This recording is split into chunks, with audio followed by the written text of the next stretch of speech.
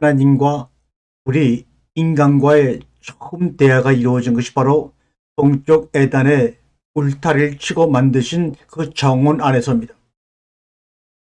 하나님이 온 정성을 다해서 흙으로 사람을 빚으시고 그 코에 자신의 숨을 불어넣으시면서 만든 그 사람을 에덴 동산으로 끌고 와서 그와 대화를 나눌 때 그 하나님의 마음은 얼마나 기뻤을까요?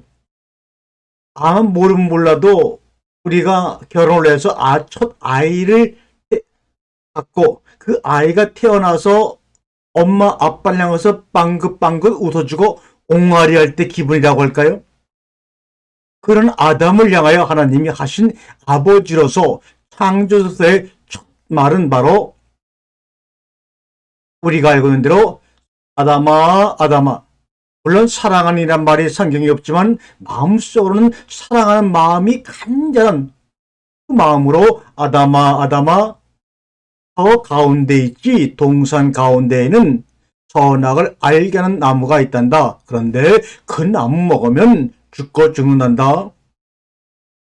그 말을 듣는 아담이 그 자녀가 선악이 무엇인지 죽음이 무엇인지 아느냐 알지 않느냐는 상관없이 하나님이 아담에게 일방적으로 말씀하시는 것 같습니다. 그런데 후에 보게 되면 아담은 아마 그 말씀을 제대로 이해하지 못했다는 것, 이것이 창세기 3장에 나타나지 않습니까? 왜 그렇게 애지중지에 온 정성을 다해 만든 아담 그 자녀를 향하여 하나님이 무트 타무트 죽고 죽으리라 라는 말을 했을까? 현대 우리가 사용하는 현대 문법과 문자를 통해서 사망, 죽음 이런 것은 사실은 반가워하지 않고 우리에게 다가오지 않았으면 하는 말입니다. 주변에서 죽는 사람을 보고 그의 장례식에 갔다 오면서도 금방 잊어먹고 싶은 것이 죽음이란 단어입니다. 그런데 이 죽음이라는 단어가 처음 사용했을 때 그 의미를 알게 되면 우리는 그렇게 거부감을 가질 필요가 없죠. 죽음이 존재하지 않고서는 삶의 의미를 알 수가 없습니다. 죽음이 존재하지 않고서는 삶의 의미를 알 수 없을 뿐만 아니라 생명도 알 수가 없고 생명의 존재를 알지 못하니 사랑으로 소통하며 하나 될 수가 없는 것이죠. 주님이 죽고 죽으라고 요구하신 것, 지키라고 명령하신 것 같은 이런 문장의 구조를 통해 결론적으로 예수님의 생애를 통해서 다시 한번 선악과의 사건으로 돌아보게 되면 그 명령을 하시고 요구하신 그분이 요구를 이루는 분으로서의 삶의 죽음을 통하여 우리에게 삶이 무엇인지, 삶의 의미가 무엇인지, 생명이 무엇인지, 사랑이 무엇인지를 우리에게 경험시켜주지 않았습니까? 우리는 눈에 보이는 문자라는 그 단어만 볼 줄 알지 문자 바깥에 문자를 문자에게 이해시키는 그 본질, 테두리 너머를 보지 못하기 때문에 생기는 현상이죠. 그래서 그것을 한마디로 말하면 그 문자 바깥에 보이는 세계 바깥에 보이는 것을 보이는 것으로 인식하고 깨닫도록 하기 위한 그 주변에 보이지 않는 허공, 없음, 여백, 그 허공의 신비, 없음의 기적에 대해서 이 시간에 말씀을 나눠볼까 합니다. 우리가 주변에 들러 산으로 나가보게 되면 꽃을 보게 되는데 이 가다 모든 사람들이 꽃 테두리 안에 꽃만 보지 꽃 테두리 거친 변두리, 없음, 여백, 우리나라 말로 말하는 빈탕, 허공에는 눈길조차 주려고 하지 않습니다. 꽃의 테두리 거친 바깥의 빈탕, 그 없음, 여백에 눈길조차 주지 않다 보니까 여백을 통해서 만들어지는 꽃의 모양에 대한 감동과 교류가 생길 수가 없죠. 그러나 잘 생각해 보세요. 꽃을 있게 하는 것은 꽃 스스로가 아니라 꽃의 모양을 만들어주는 보이지 않는 허공이 존재하기 때문입니다. 그 그 빈 여백이 쓸모 있게 작용을 하니까 꽃이 우리에게 이로움으로 다가오는 겁니다. 60이 넘어 70을 바라보는 나이로 시간이 흘러가면서 요즘 저에게는 허공이라는 것, 비어있다는 것, 이것이 그렇게 가장 다정하게 느껴질 수가 없어요. 허공을 모르고 하는 모든 것들은 스스로의 힘으로 해낸 것처럼 저 스스로의 미혹에 빠져 생겨나는 거짓이라는 것을 깨닫기 시작합니다. 허공은 여백이라고 하는 것은 참입니다. 하늘이 아름다운 것은, 별이 아름다운 것은, 태양과 달이 아름다운 것은 태양을 태양으로 보이게 하는, 달을 달로 보이게 하는, 별을 별로 보이게 하는 그 하늘에 비어있는 허공이 있기 때문에 그렇습니다. 그 허공이 존재하지 않는다면 하늘의 모든 것들은 생명을 유지할 수가 없습니다. 땅도 마찬가지죠.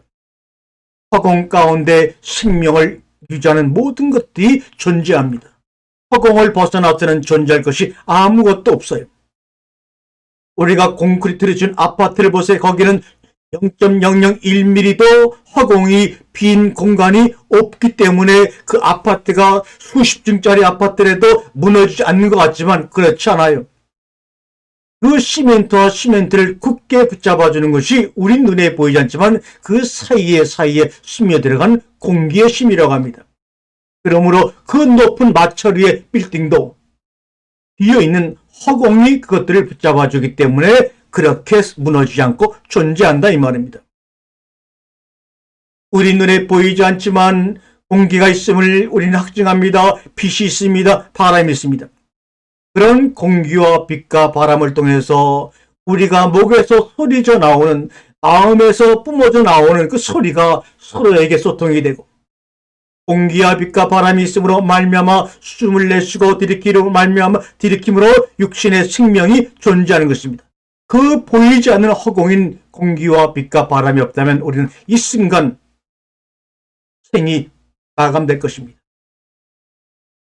창세기 1장 6절에 말씀이 있습니다. 이르시되 아마르 물 가운데 궁창이 있어 물과 물로 나누게 하시고, 물과 물 사이에 궁창이 있어.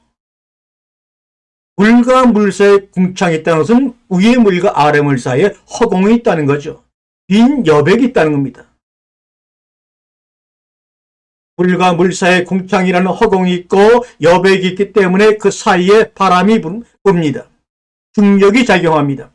그리고 물이 흐르고 생명을 낳고 보존하는 것이죠.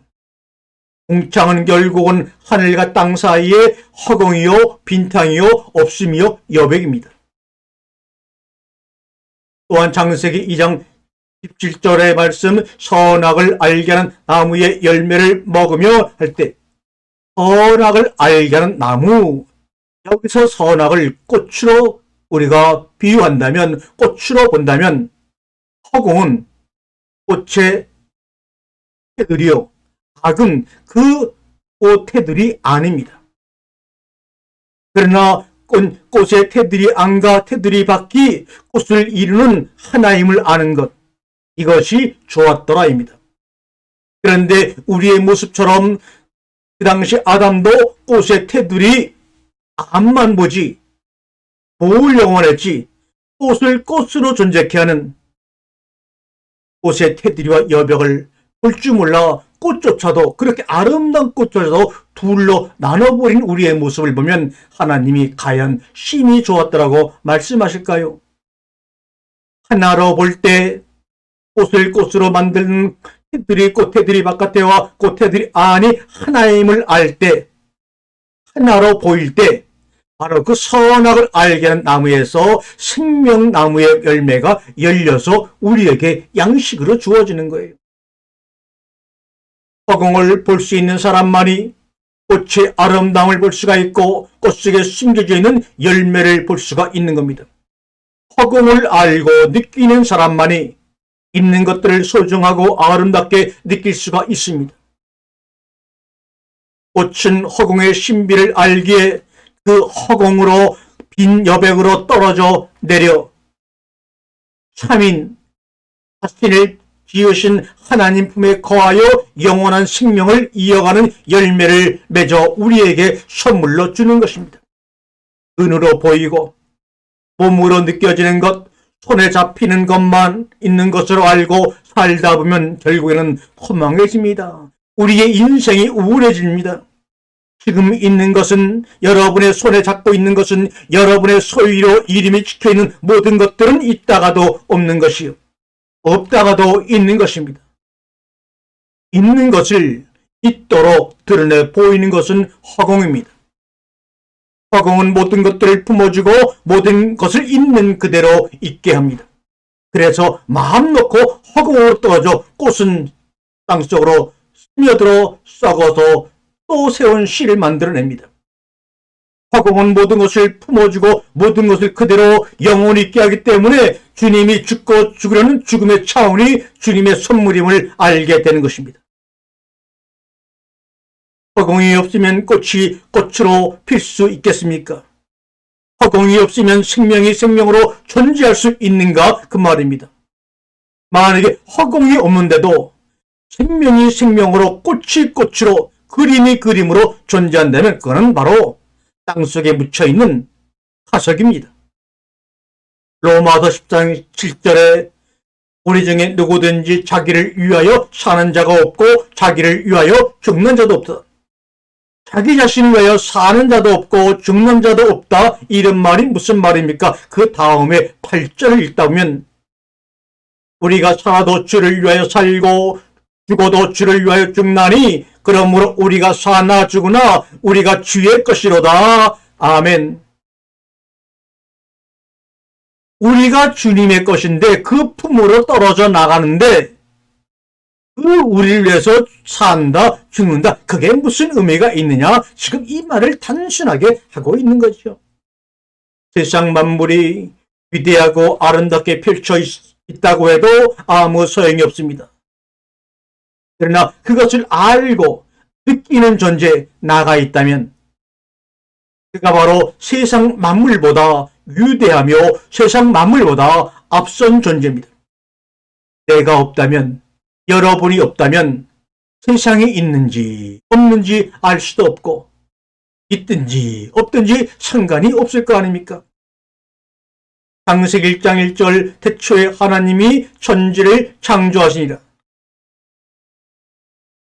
창세기 1장 1절 그 말씀 안에 내가 없다면 그 무슨 천지 창조가 될 수가 있겠습니까? 무슨 의미가 있겠습니까? 이 말씀은 행위로 이해할 수 없는 하나님의 엑기스입니다. 오직 이 말씀, 창세기 1장 1절의 말씀, 태초에 하나님이 천지를 창조하시니라. 오직 관계로 보고 말씀을 보고 들으면 들리고 열리고 보입니다. 하나님과 우리 사이의 이야기, 그 성경은 관계의 문제, 하나님과 나 사이의 관계의 문제로 이해해야지 행위의 문제로 풀면 안 됩니다.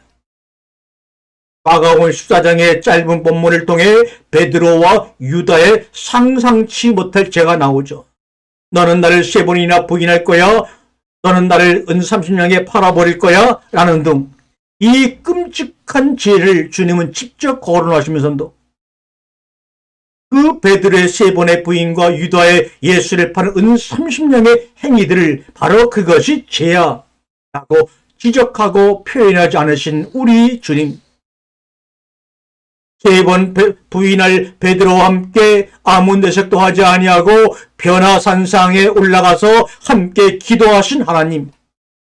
곧 자신을 팔러 나갈 유다와 함께 저녁 만찬하시고 그의 발을 씻겨주신 우리 예수님. 이것은 뭡니까? 바로 창세기 1장 26절 우리의 모양을 따라 우리의 형상대로 흙으로 사람을 지으시고 우리가 우리의 모양대로 흙으로 사람을 지은 이 아담을 이제는 저 세상에 내보내서 창세기 1장 27절의 말씀대로 우리가 아니라 나의 모양과 나의 형상대로 그 흙으로 지어진 그 빈 공간 속에 내 생명, 내 자신을 불어넣어서 그를 창조된 사람으로 완성하여 복되고 거룩한 일곱째 날로 함께 걸어 들어갈 거야. 이것이 바로 성경에서 말하는 하나님은 사랑이시라 라는 본 뜻입니다. 아멘.